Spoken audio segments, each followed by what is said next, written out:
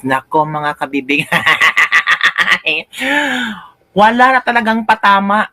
Iba talaga pag si Rowena, attorney Rowena Guanzon ang magsalita. Siya yung kinatatakutan sa lahat ng mga spokesperson. Talagang straight to the point. Walang kaarte-arte, walang flowery words, walang sugar-coated na mga words, sugar-coating ng mga words, mga kabibig. Iba ang tatak Rowena Guanzon. Ngayon, sinampal niya, siyempre na sa bante, sinampal sa katotohanan. Diba? Sa totoo nga ang sabi ni Senator Jinggoy Estrada ba, itong spokesperson ng Kongreso ba, hindi nag-aaral. Putak lang ng putak at hindi nagre-research. Galing nga Jinggoy Estrada ha. Kaya nga, may patama si spokesperson Rowena Guanzon kay Princess Abante. Sayang lang ang talent mo, Day. Grabe talaga si Rowena Guanzon, no? Kasi, di ba, itong si Princess Abante, di ba? Sabi dito, dating COMELEC Commissioner Rowena Guanzon may buwelta kay House Spokesperson Abante. May tugon ang dating Commission on Elections COMELEC Commissioner Attorney Rowena Guanzon kay House Representative Spokesperson Attorney Princess Abante matapos itong ipagtanggol si House Speaker Martin Romualdez. Sa kanyang pahayag, sinabi ni Abante na mas gugustuhin na lamang nila matawag na tambaluslos ang kanyang boss kaysa naman tawaging kawatan. Ngunit, ayon kay Guanzon, pinagsamang tambaluslos at kawatan ang ipinagtanggol ni Abante. Hala, grabe si Rowena Guanzon. Nag-explain ka pa, be. Yung boss amo mo ay pinagsamang tambaluslos at kawatan. O, diba? Diba? Ang saya-saya lang. Diba? Yung mga Rowena Guanzon is the one who brings out the voices na hindi kaya nating i-post sa social media. Siya yung tawag dito, tagapagsalita ng mga taong galit sa mga tambaluslos. O tingnan nyo. 'Di ba? Kasi lahat ng tao gusto itong statement ni Rowena Guanzon. Sabi ng iba, tama ka, ato ni Rowena Guanzon. Tumbok na tumbok mo ang nasa isip ko. Tama ka, Rowena Guanzon. Sabi na ilan netizen, tumbok mo yung emosyon ko, yung gigil ko. O, di ba? Nag-explain ka pa, be. Yung boss amo mo ay pinagsaman tambaluslos na kawatan. Hindi, mapahiya na naman sila. O, kung sasagutin ito ni Abante, knowing Attorney Rowena Guanzon, baka sampalin si Abante ng mga dokumento o kung ano-ano ang pwedeng maging ebidensya ni Rowena Guanzon na tama ang kanyang sinasabi na tambaluslos at kawatan yung amo niya. Sino ba ang amo ni Princess Abante? Sino bang Speaker of the House sa natin Congress? 'Di ba si Martin Romualdez? O 'di ba kabibig? Kaya nga tawang-tawa ang mga netizen, kuhang-kuha ni Rowena Guanzon ang panlasa ng masang Pilipino. Sabi ng iba, sana tumakbo itong si Rowena Guanzon bilang senator. Sabi ng iba, sana maging spokesperson si Rowena Guanzon sa OVP. Ang tapang, parang lahat ng spokesperson tatahimik talaga. Pero we don't know, baka palaban din itong si Abante at si Attorney Claire. Baka magsanipuwersa. Princess Claire. Ay, unclear yun nga kabibig. So, ito yung may video ako kabibig na ipapakita sa inyo ni Attorney Rowena Guanzon kasi naimbitahan si Attorney Rowena Guanzon sa Cebu sa tawag dito sa celebration ni Governor Pam Garcia. At I think si Rowena Guanzon ay one of the house tawag dito, guest si Rowena Guanzon. Dili, PBB ito ha. So ito ha, patama ni Atty. Rowena Guanzon sa spokesperson sa Kongreso. Ito. See, if you're a spokesperson, you have to be clearly understood. Hindi ka pwede yung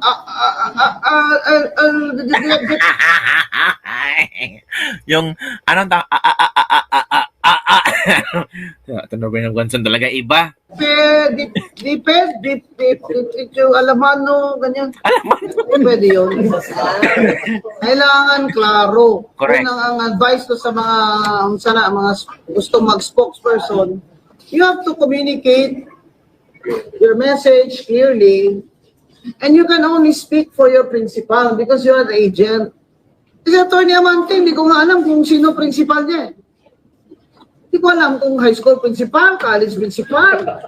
Kasi may secretary general, may deputy speaker, sila nga speaker. Lahat gusto mapasikat ba? Nawa ako dyan sa spokesperson nila. Si ano na lang yung spokesperson mo tungkol sa building ng house. Gusto lahat ng congressman nga ilaha magpasikat man. So sila po mo papel-papel na. Kung sila may trabaho ng House of Reps spokeswoman, sweldo lang na. Sweldo lang na. Sweldo lang talaga. 'Di ba? Kasi nga nagtataka ako kung bakit may spokesperson.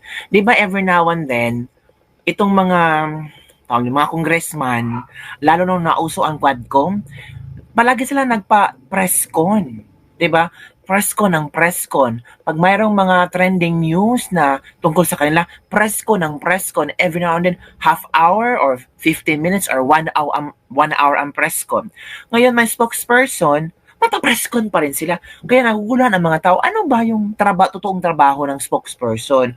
Or baka para pasahod lang yan? Kung para pasahod, wag na lang po. Kasi ang pinapasahod ng spokesperson galing sa tax namin. At may karapatan din kami na kutsain ba yung hindi naman kukutsain, kundi ibabash? Hindi naman ibabash, kundi tingnan din kung tama ba ang mga sinasabi, sakto ba, swak na swak ba sa impormasyon. Hindi ibig sabihin spokesperson ka na, ikaw lang ang tama. 'Di ba? Ay, take yung sinasahuran ka ng sambayanang Pilipino. So dapat respetuhin mo din ang sambayanang Pilipino. Kagaya ni Claire Castro, 'di ba? Pinasasahuran niya ng sambayanang Pilipino. So Claire Castro, huwag kang magpa-feeling Reyna dyan. Huwag kang magpa-feeling ikaw ang tama palagi. Di ba? Ito, go. Let's continue, Atty. Romina Gonzon. Pero medyo kayo substantive ba? So, no substance at all. Dapat klaro yung role. Kung may spokesperson na, dili na kaya sulti ang Secretary General. Correct. Internal na lang siya. I don't know. I'm not there to tell them what their role should be, pero sayang naman yung talent niya. Sayang yung talent niya. Anong talent niya? Paputak-putak. Di ba? Sabi nga ni Jinggoy, putak ka na ng putak, hindi mo alam. Think before opening your mouth. Yun ang sabi ni Jinggoy Estrada. Think before opening your mouth. Spokesperson ng Kongreso. Hindi putak ng putak. Mag-research ka. Grabe si Jinggoy magsupalpal, no? As in, parang sinasabi bang, huwag kang bobo. Huwag kang magsalita kung bobo ka. Huwag kang magsalita, maggawa ng video kung walang laman ang mga sinasabi mo. At hindi ito pagandahan na ng video, pagandahan na ng mga statements. Dapat merong mga supporting details na kung tatanungin ka, kung magre-react ang mga tao, meron kang isusupply na mga konkretong ebidensya, dokumento, at kung ano pa. Di ba? Sa salita siya ng ganito, doon, nagpipress con din yung isang congressman. Tama. Kung ako ang spokeswoman, sabihin ko talaga, sabaan ni mo dumay. Ako naman ba yung spokeswoman karon? Tama sa Atty. Romina Gonzon, spokeswoman, no need na magpapress ko yung ibang congressman. Siya na lang. Kung ano yung gustong sabihin ng mga congressman, and then there's a possibility na may question i-erased, kukunin na lang yung idea ng ni spokeswoman sa mga congressman, tapos siya na mag-consolidate, siya na ang haharap sa media, siya na ang sasagot sa lahat. Kagaya ng ginagawa ni Claire Castro, sometimes si Claire Castro, hindi na niya alam kung ano isasagot, so gawa-gawa lang kanya yung sagot. You know how it is ba? The politicians always want the credit. Ngayon ng iba dyan, sila daw ang nagbigay ng free college tuition. Bam Aquino. Diba si Bam Aquino nanalong senador just because of free college education? Nako po. May alam si Romina Gonzon dyan. Pero, ay nako. Maraming nabudol din ni Bam Aquino actually. Sila nag-implement. Hindi naman fake news na yan eh. Fake news. Hindi maganda yan. Yung mga Credit grabbing. lahat credit grabbing. Let's have a government and our leaders should be responsible, accountable, Tama. and live simple lives. Mhm. Ay makita mo ni karon sila ang mga bag kung relo milyon-milyon. Tama. O, di ba? Grabe ang banat ni Atty. Rowena Guanzo, which is tama naman. Ito yung hinahanap nating mga tao ba na realistic, makamasa, at alam ang pinagdaanan ng masa. Hindi nga ito nakaupo as anong tawag dito, representative ng PWD kasi pinipigilan ni Martin Romualdez. So dahil pinigilan siya ni Martin Romualdez, knowing Atty. Rowena Guanzon don't like to dance with the wolves, so talaga kung ano ang nakikita niya, ano ang naririnig niya, pero Rowena Guanzon will speak with reliable sources talaga yan. Kaya gusto ko to siya consistent na kontrabida in Born of at for a Life. Oo nga, kontrabida siya sa tamang disposisyon, di ba? Tama po kayo, madam. You are right, madam. Bawal ang credit grabbing. Tama po sa Atty. Guanzon. Why not speak directly? Di ba? Real talk ka talaga, madam. Hope soon kunin ka ni Inday kung makapwesto na siya. Hopefully, no? Yon sa spokes, Harry Roque, gustong-gusto ko yun bilang spokesperson. Bilis magsalita at klarong-klaro. Walang script, straight from his heart and mind and according sa balaod. Tama po kayo dyan, ma'am. Ngayon lang magkaroon ng ganyan na may spokesperson pa ang Kongreso na walang kwenta. Uy, grabe naman kayo. Ma'am Rowena Guanzon, takbo ka senador sa 2020. Di ba marami nagsasabi na sana tumakbo siyang senador kasi kailangan natin mga brilliant na mga lawyers na pwede maging senador ng ating bansa. Sa iyo, kababig, at 2028, may power ba ito si Rowena Guanzon para manalo for senator? Bistak man dako de ay ni halata talaga, ma'am, padayon nga. Maraming mga ibang bisdak ba na hindi nakakaalam na itong si Rowena Guanzon na isang bisdak, palaban. Nasa dugo ni Rowena Guanzon ng palaban at like VP Sara, palaban talaga. Kung ano ang nasa isip niya na tama, kung ano ang kanyang nakuhang impormasyon at kailangan malaman ng sabihin ng Pilipino, talagang ibubulgar niya. Kaya pala, baka si VP Sara at Rowena Guanzon ba ay magka-tandem later on. Tropa, sikat lang yan si Auntie Claire at iba-iba pang pumapasok sa isip. Abanti, karma agad, dako lang baba. Tama si Atty. Rowena Guanzon. Ito yung panlaban sa mga spokesperson na walang laman ng utak. Uy, grabe naman kayo. Diba? Tumpak ka, Atty. Guanzon, 100% from Kelly Saludo Jobs. Diba, marami ang sang-ayon sa mga statement ni Atty. Rowena Guanzon, mga kabibig. At tawang-tawa ako doon, ha, nag-explain ka pa, be, yung boss mo, yung boss amo mo ay pinagsaman tambalos-los at kawatan. Take nyo, itong boss amo, ito yung mga words ng mga masang Pilipino. Diba? So, alam natin na doon si Atty. Rowena Guanzon ay pangmasa talaga. Diba? Ito, kaloka ba ang next person? Tambalos-los ng kawatan. Kalerkit. Yun lang, dapat hindi ka na mag-spokesperson. Ayan to, hindi ka na makatulog niyan. Princess Abante, kawatan nga tambalos-los, maudyo na ang tama na pagka-describe ni Martin. Double dead ka, be. Uy, grabe talaga. Mga legendary talaga itong si Atty. Rowena Guanzon. Go, Atty. Rowena Guanzon, correct ka dyan sa imong istorya.